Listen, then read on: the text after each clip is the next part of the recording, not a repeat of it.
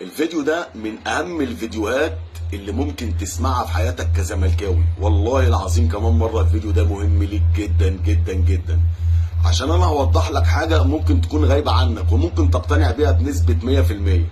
فياريت تسمعني كويس وتركز. طبعا حضرتك كزملكاوي صحيت كده في يوم وليلة الحق النادي بتاعنا هيفلس. طبعا كان الموضوع صدمة ليك وصدمة كمان للأهلاوية وكل الوسط الكروي.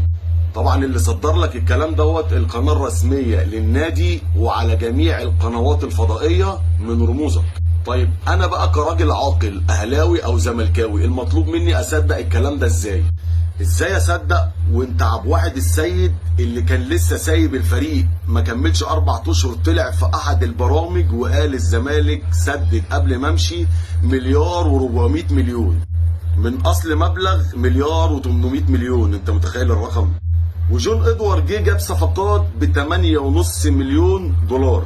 ما علينا من الكلام ده يا عم، سيبك من الكلام ده خالص، اسمع اللي جاي عشان اللي جاي ده هيصدمك.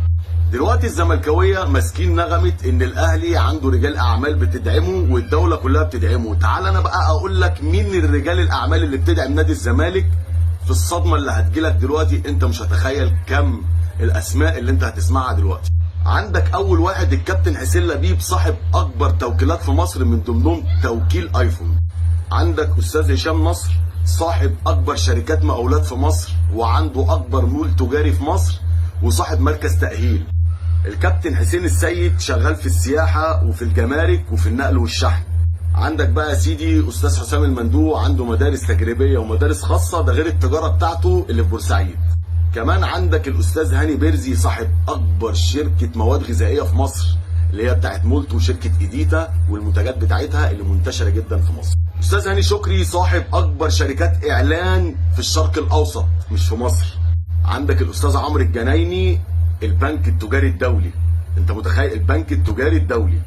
استاذ مدحت العدل صاحب اكبر شركات انتاج في مصر. عندك بقى استاذ محمود الجمال ده عنده شركات كتير لا تحصى ولا تعد. ده غير استاذ ممدوح عباس وغير استاذ ايمن ممدوح عباس. طبعا كلكم عارفين مين عيله عباس لان هم اللي متصدرين المشهد وهم اللي باينين قدام منكم.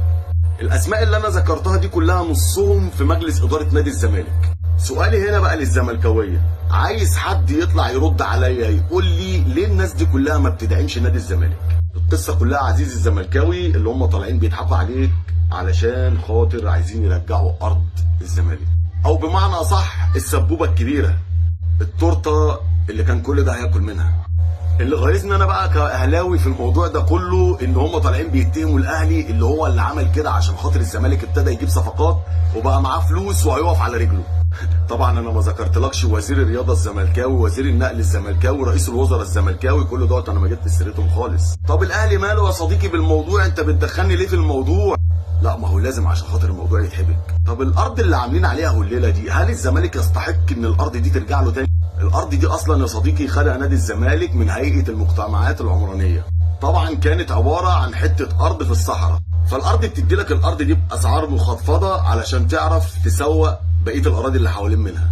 يعني هي مديها لك علشان خاطر تعمل ملاعب وتعمل نادي رياضي اجتماعي باسم نادي الزمالك. فحضرتك بقالك 20 سنه ما حطيتش فيها ولا طوبه، اراضي اللي حوالين منك كلها اتعمرت وبقى مكان ذو اهميه، والارض اللي كانت بملايين بقت بمليارات المليارات. فحضرتك رايح عايز تضحك على الدوله وعايز تعمل كومباوند سكني في مكان مميز جدا جدا جدا لان ده هيدخل لك مليارات المليارات، ده غير القرض اللي خدته بضمان الارض. في الاخر يا عزيزي الكذبه اللي انت شايفها دي كلها ان اللعيبه ليها مستحقات واللي النادي بيفلس والنادي بيغرق عشان ارض اكتوبر ترجع. رغم ان انا كل اللي انا ذكرتهم لك ده لو كل واحد اتبرع بمبلغ معين هيسد كل مستحقات اللعيبه وهيخرج النادي من الازمه اللي هو فيها. بس يا صاحبي هو القصه كلها ان هم عايزين يرجعوا ارض اكتوبر. لو عجبك الفيديو ما تنساش متابعه اخوك الاهلاوي، ابعتها له عشان معموله له. سلام.